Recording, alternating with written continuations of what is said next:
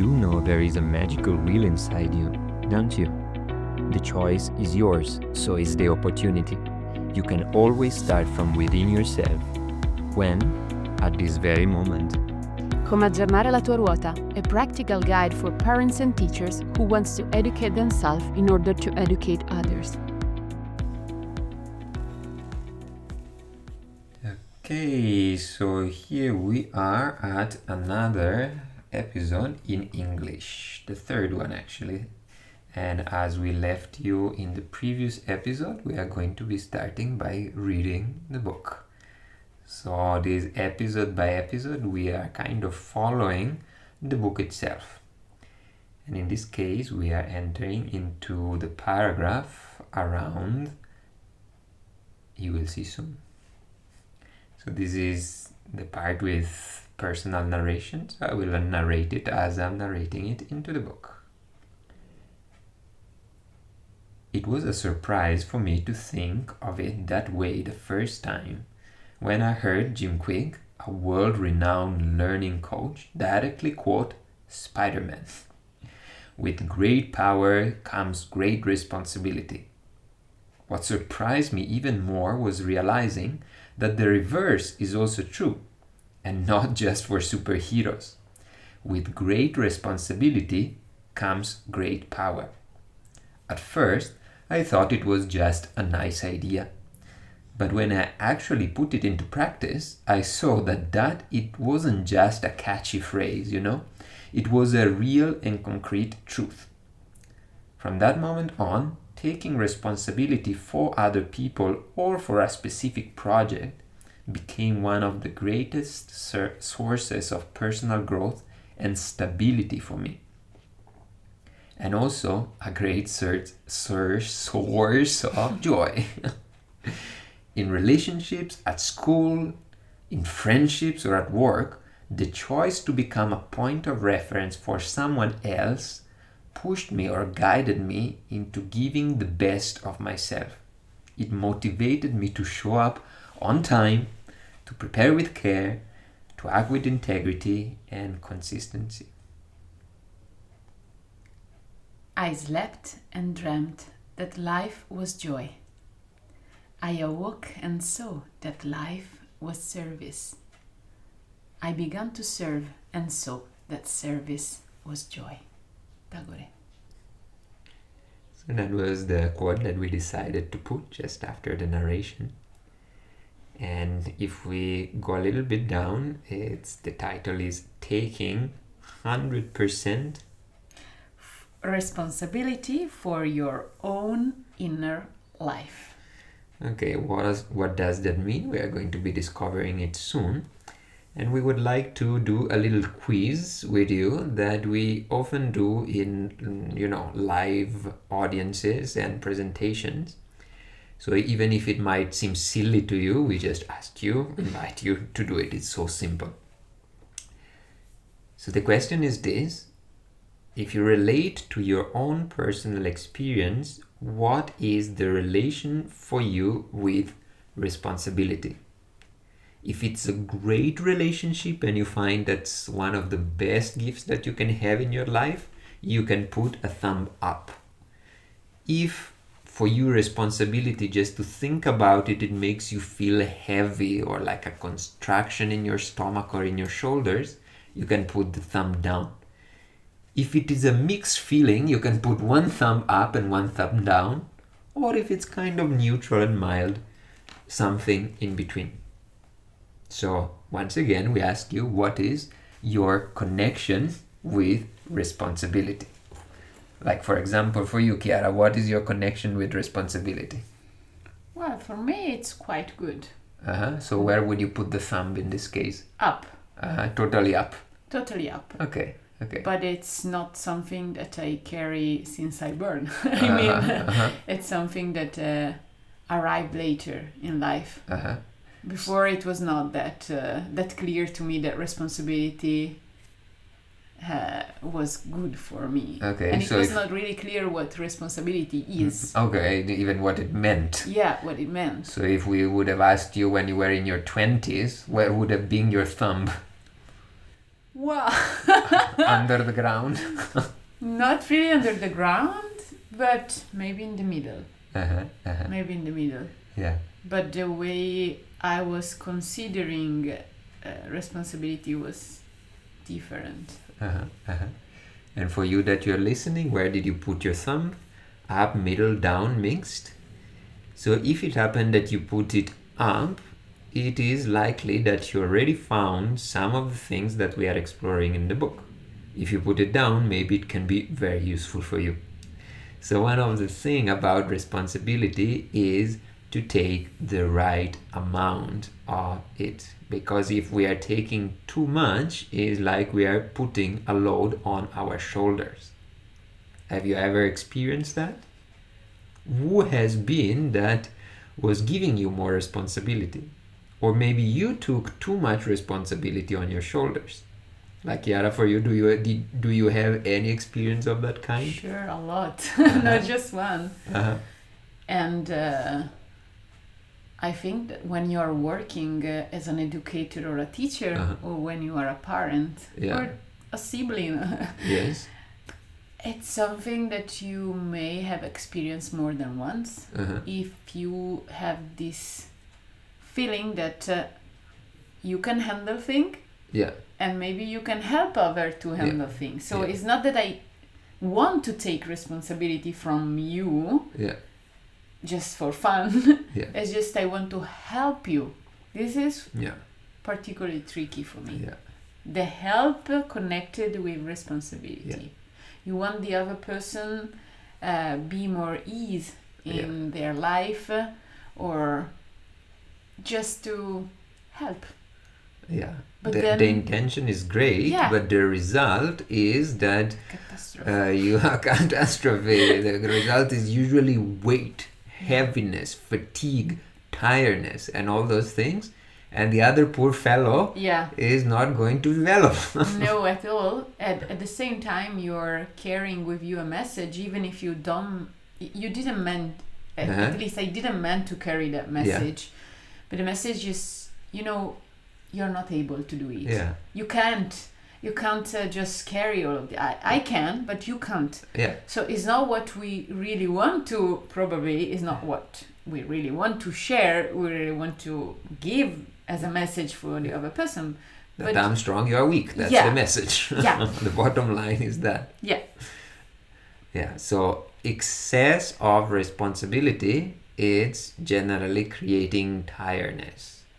But too little, so like diminished responsibility or no responsibility at all, it's something that we can see quite much sometimes in the new generations, where everything is given or perceived as given and things are taken for granted.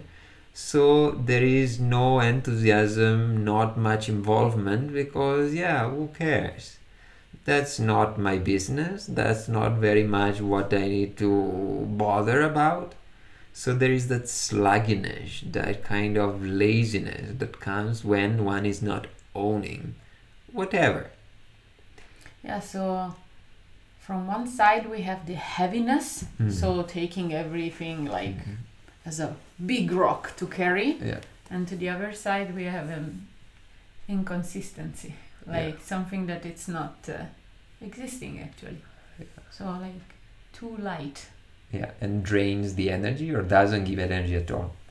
Instead, when it's the right amount of responsibility, it gives a lot of energy.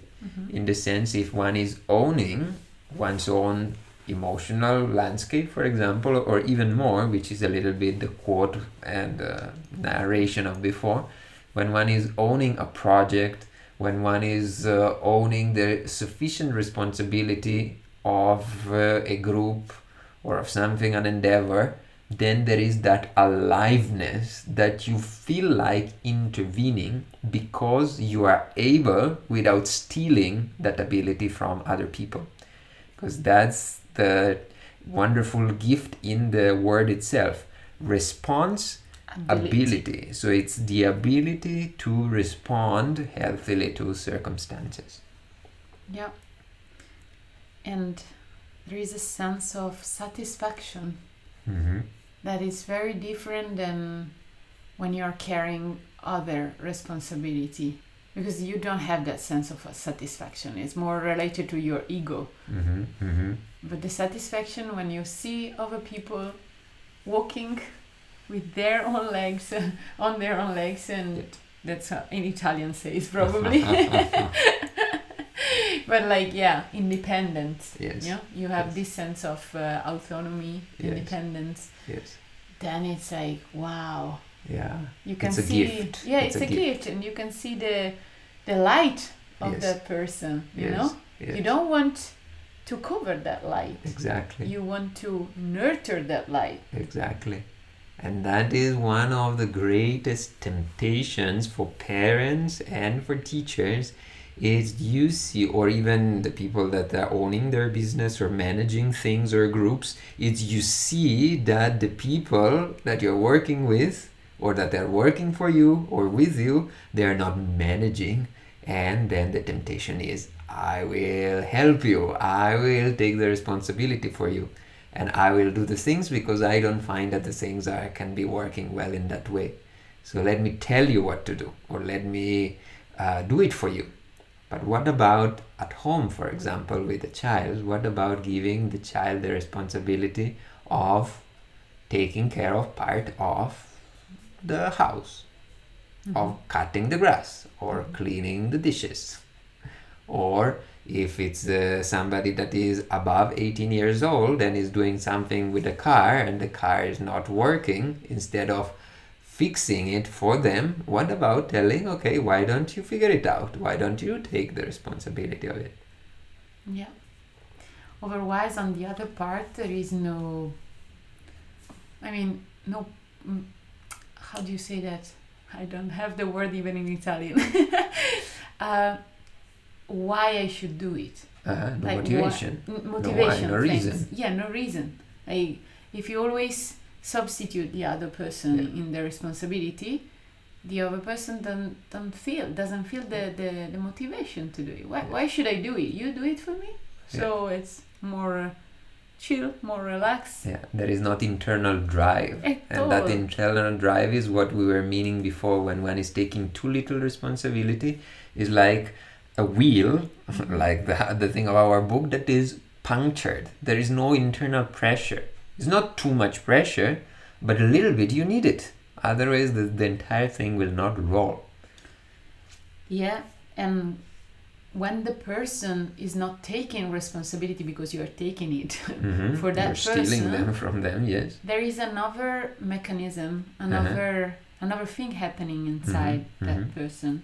That is, normally when somebody else would ask, to, okay, you now take your responsibility, or is doing something that this person doesn't like and influence their own life, there is this tendency to say, oh, it's her fault, it's their fault, it's his fault. Yes. And it's like this fault and responsibility, the meaning of these two words, it's very much interesting. Connected. They are connected at the same time, at least in Italian. Yes. We had a very high average of use the word fault. Yeah. A lot. Yeah. It's your fault, it's my fault. It's your fault, it's my fault. It's their fault. Yeah.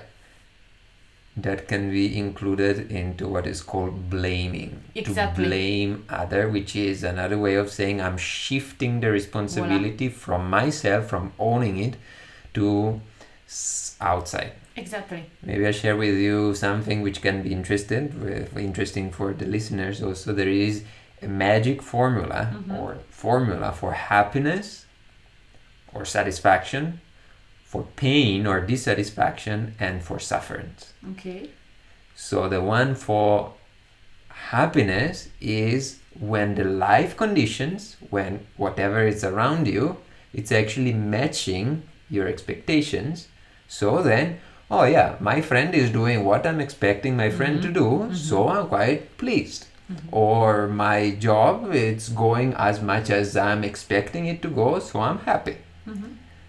But then, if the life conditions are not matching our expectations, then there is this thing that makes us feel pain or uneasiness. if we want to really suffer, we need to have that thing is not matching our expectation, and we believe that we cannot do anything about it. So there we have some choices. One of the first choices is blame others. The other is blame ourselves, and the other is blaming the world. So it's fault, or should.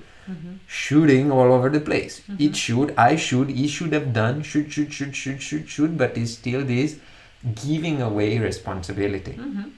But then the other two choices are change your own expectations, because sometimes we just have unrealistic expectations of how things should be, or change what we do, like what I do. So instead of blaming, which is giving a responsibility away, how can I take it in? Either I change the way I look at things, or I change the things if are changeable. And when you have a good balance and a good awareness about this, then you can see what you really can't change and what instead you can. Yes. So if there is a situation that it's really not depending on you, like something bigger than you, you can still do something, right? You can influence it. You cannot change it. You can influence it, and you can influence yourself. Oh boy, in the that way you are taking it. Okay, boy, that is 100%. That's what we mean. 100% is the way we take it. Yes. Actually, in the book, we mentioned the work of Byron Katie and her way of expressing it, which is mind your business. In the sense, according to her, there are 3 types of business: my business, other people's business, and God business. Voila. What does it mean? God business is that 90.9999% of things that are out of our direct control. The stars and the clouds and the weather and the neighbor and the politicians and plenty of things are not directly controllable, for sure. But then there is also the business of others. Okay, there is something there where we can influence, but maybe we cannot control. I don't know if you have ever tried to control your own children, even if you ever tried to control your students, your partner, you have noticed maybe that it doesn't work, right? But what about influencing? That we can do. Yeah, sure. But that can happen in a good way just if we are aware of this. Otherwise, we just try to change others. Yes. In the way we would love to experience them. Right? Exactly. That's tricky. Yes. So we always need to pay very much attention to this kind of, like, look at us from the outside and see what I'm doing. What's the purpose of what I'm thinking and what I want? Like, what's my goal? Yes. Awareness. Awareness is the first step in any case. That's why we started with the other chapter, the previous episode, with attention and awareness. There's a way of saying that self-awareness is already self-correction. So in this case, with the episode, our intention is to just bring awareness that responsibility, it's an ability, and it's something that needs to be well distributed. Owned and well distributed. So the question here is, how can you notice occasions in your life where there could be a better distribution of responsibility? Enjoy. It's a superpower, I would say. If you enjoyed this episode, remember to follow us so as to stay updated on any new content. To get to know us better, visit our website and follow us on social media. If you'd like to dive even deeper into these topics, you'll find much more in our book. Come aggiornare la tua ruota, soon available also in English and other languages.